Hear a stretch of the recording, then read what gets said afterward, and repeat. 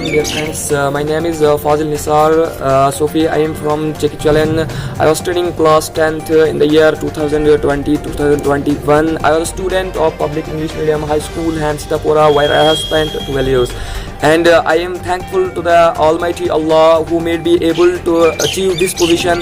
And after that, I am thankful to the management and the teaching staff of the Public English Medium High School, Hansitapura, who supported us every time. And after that, I am thankful to my parents who supported me, who really supported me a lot. And I am also thankful to my, especially in my parents, to my mother who supported me every time. She, वो हर वक्त मुझे बोलती थी कि बेटा आपको कुछ करना है, आपको पढ़ना है, प्लीज़ मेरा नाम रोशन करना है।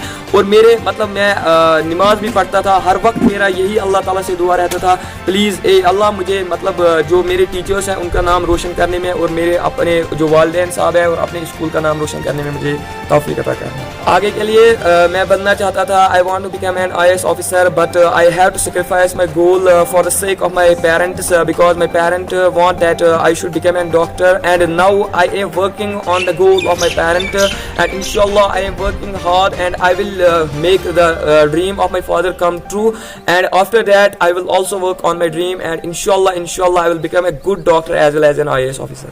मैंने जो बचपन से ही मैंने कभी भी कहीं भी कोचिंग नहीं की, except I use to study from my uncle mister Muzaffar Ahmad Sofi in class 9th and 10th. I have studied physics from mister Muzaffar Ahmad Sophie.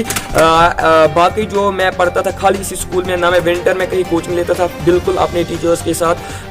मैं हर वक्त में जो टीचर्स थे वो मुझे सपोर्ट करते थे कि आपको क्या करना है, कैसे पढ़ना है, कौन सी किताब आपके लिए सही है, वो किताब मैं पढ़ता था. और as a result I am standing in front of you this time. All of you are aware of the fact that the world, not only the Kashmir but all the world suffered from the pandemic COVID-19 in the year 2020, and it affected the studies very much. लेकिन मैं क्या करता था कि consistency जो थी वो मुझ में, मैं कंसिस्टेंट रहा अपने स्टडीज़ पर.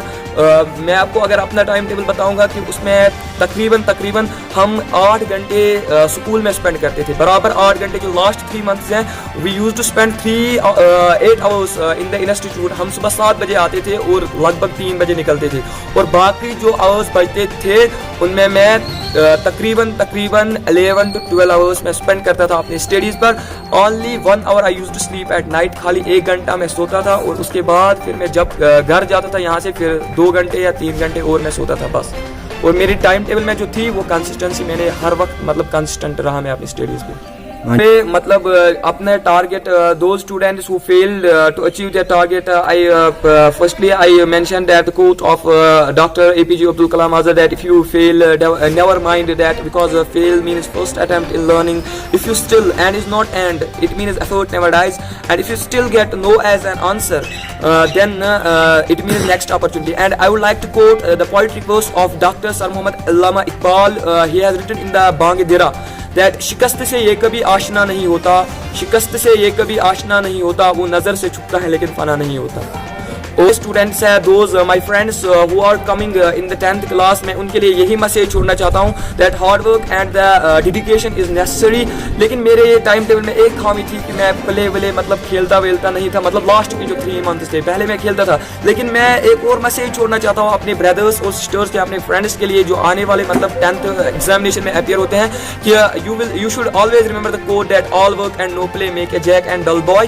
आपको अपने टाइम टेबल में प्लेइंग के लिए भी टाइम रखना है, क्योंकि उसका जो नतीजा था लास्ट जो 1 मंथ रहा एग्ज़ाम में, मुझे बहुत ज़्यादा सफ़र हुआ, मैं बीमार हुआ. इसीलिए मैं आपको कहना चाहता हूँ कि अपने टाइम टेबल में प्लेइंग के लिए भी कुछ टाइम रखो ताकि आपकी एक्सरसाइज भी हो जाए. क्योंकि it is well said that A sound mind needs sound mind develops in A sound body. जब एक साउंड बॉडी होगी तभी एक अच्छा जहन एक साउंड बॉडी में ही डेवलप हो सकता है. और मैं आपको यही कहना चाहता हूँ कि मेहनत करो, कि आपको पहले तकलीफ उठाना पड़ेगा, क्योंकि ये कोट ही है कि कुछ पाने के लिए कुछ खोना भी पड़ता है. और एक और कोट कि लताफत का बगैर कसाफत की कोई मजा नहीं होता है. अगर मैं यहाँ कश्मीर की बात करूंगा कि मौसमी सरमा, मौसमी सरमा में हमें बहुत ज्यादा दिक्कत होती है.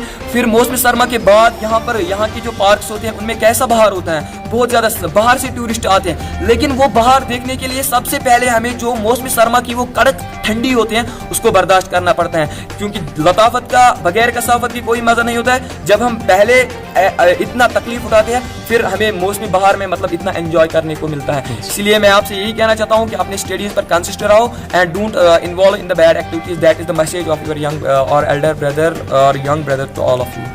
Those students or those brothers or sisters who are involved in the bad activities like drug addiction, I would like to suggest to them, please, in the Islamic view, please leave these bad habits. That will be best for your parents as well as your studies.